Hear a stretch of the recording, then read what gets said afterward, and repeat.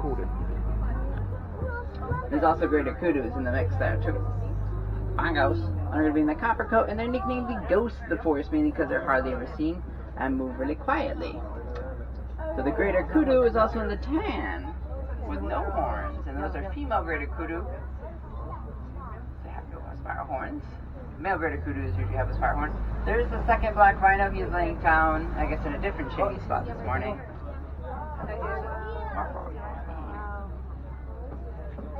No, there's less than 5,000 black rhinos in the entire world today, and they're mainly solitary animals that enjoy to be by themselves. Especially the male black rhinos spend most of their lives typically by themselves. We're going to leave the forest behind.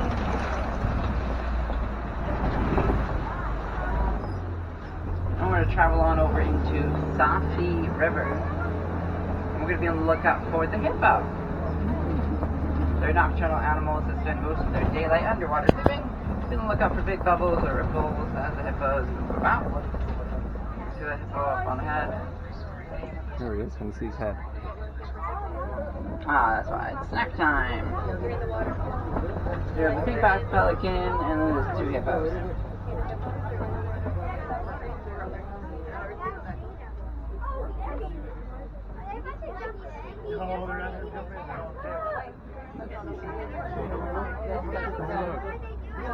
He's getting out.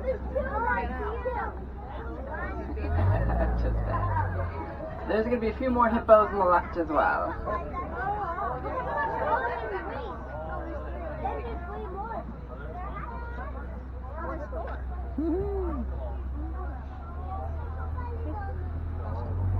Now collectively, we're going to be passing by a float, or a group of hippos.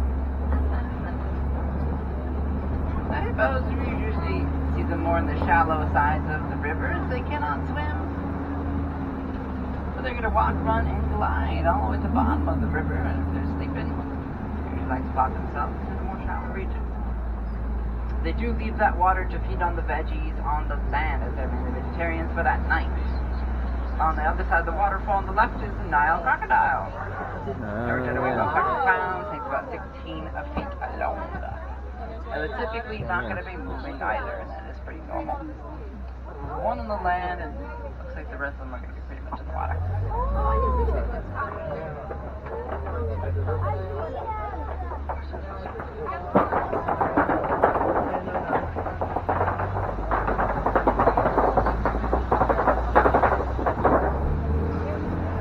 Nile crocodiles are opportunistic feeders, so many of them will actually be waiting around to find their next prey. Being up to half of their body weight for one male alone, or about 250 pounds, they just spend several months plop down in one spot to conserve the energy in their bodies. Let's get closer to the baobab tree. The baobab tree is the big tree on the right, also called the upside down tree or the tree of life. Upside down trees mainly from the branches, as they kind of look like roots. And tree of life is from the water that is stored in its trunk, as you have large and small animals. Animals typically get to poke holes to get the water out and drink it for themselves. Heading down to the bottom of West Savannah, home to many migratory animals that are going to be constantly moving around.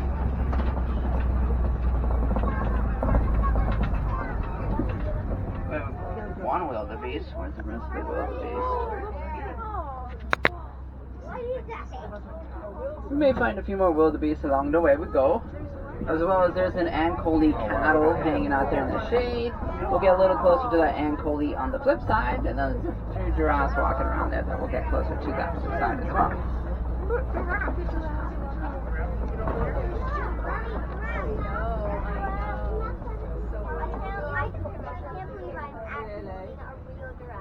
And we're slowly approaching the den, which is home to nocturnal predators.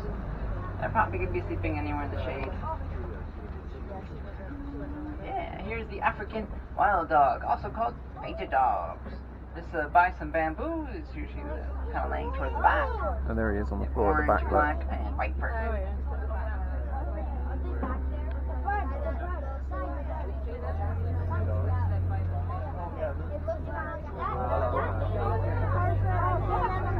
Yeah, there's a lot of them, but they're all back there.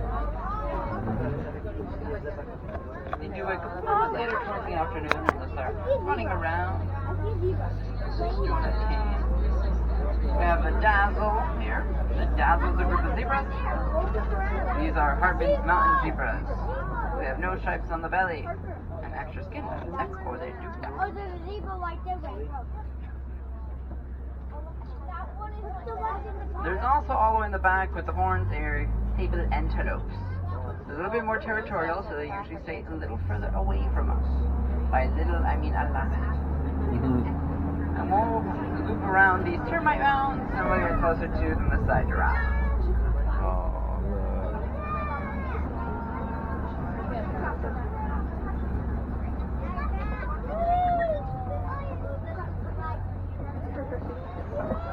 hello, giraffes.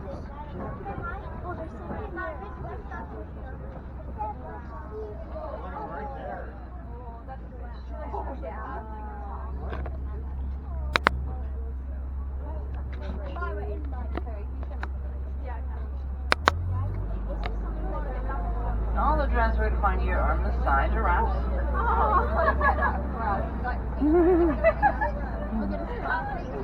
Wow, I don't know about little, but about a foot and a half long. You got it. The only Ankole. Look at the horns on that. They're only Ankole. That's at least visible. She's munching away. We can find the rest of those Ankole. Now, there's a few members of their tower group of giraffes. Even though giraffes are the world's tallest animal that grows 18 feet tall, they will spend about 20 hours of their day eating. If your giraffe is not eating, they're going to be Sleeping. standing and staring.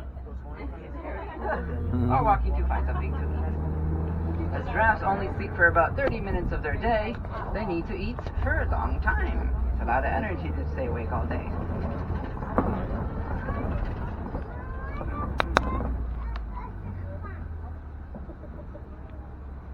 Hoping to find more wildebeest, but I guess it's just in the shade still.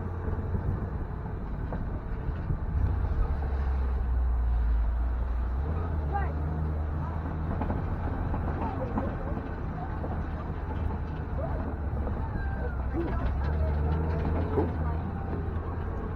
Nothing around the palm trees. Just keep moving forward.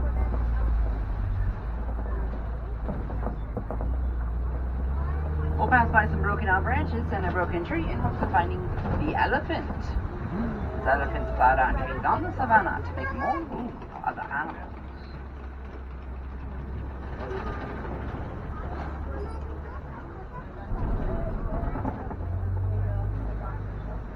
There's also a few mandrills that are moving around on that left.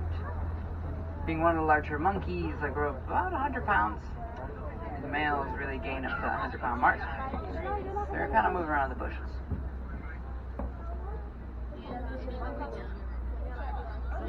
Oh, yeah.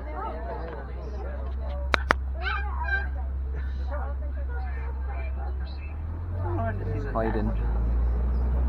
See if we can find any elephants. I'm not sure if they're just kind of hanging out in the back.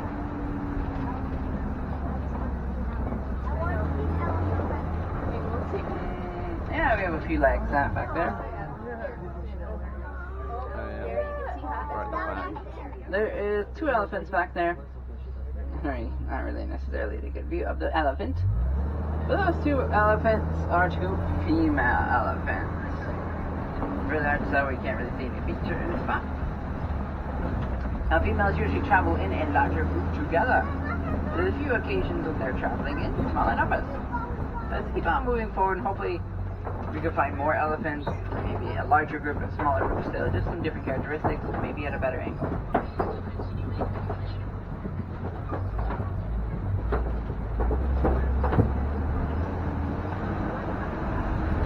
As we press forward to hopefully find more elephants here at the Disney Wildlife Reserve, our researchers have found out the elephants don't like the sound of bees. Helpful information as they're constantly losing more and more habitat due to good mining, something found on their cell phones and electronics. The biggest result is the elephant pursuit farmland. they'll stomp a whole bunch on farmers' crops. Farmers set up kind of like a beehive fence. The elephants encounter the bees, have a negative experience, and they're going to wander away. And elephants have really, really good memory, so they just don't go back to places that they don't like. And it's going to help to protect the elephants for a long period of time. Now, there was another pair of ears out there, but there's also a little bit of traffic hanging out here.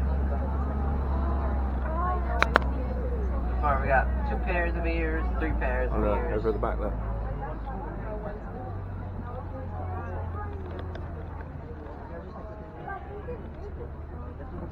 This group in particular is probably going to be the male bachelor group.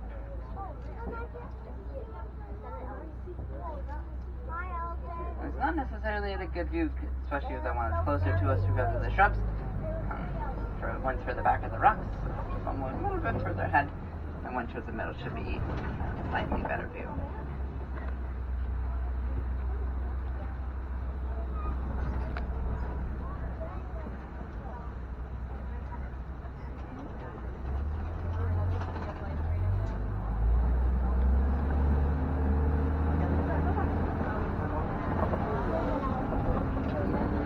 There he is.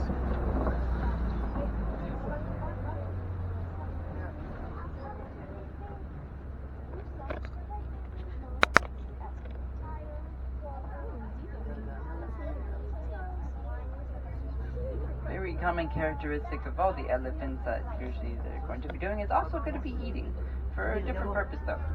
Elephants eat about 300 pounds of food in a single day on average. Eat so much as their diets are really tough fibers from plants. So the bodies can't digest those fibers properly, and most of it ends up on the other side. We're headed down to the watering hole. And some ducks. Oh, water then. Slowly getting cleared up here, and we'll loop around the greater flamingo. Oh wow, look. We'll have the lightest shade of pink of all the flamingo species.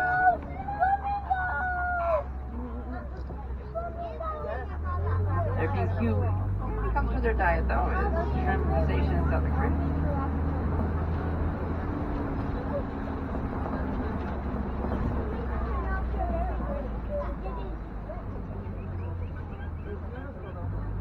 And we'll slowly leave this flamboyant, and we'll travel on over into East Savannah, also called Big Cat Country.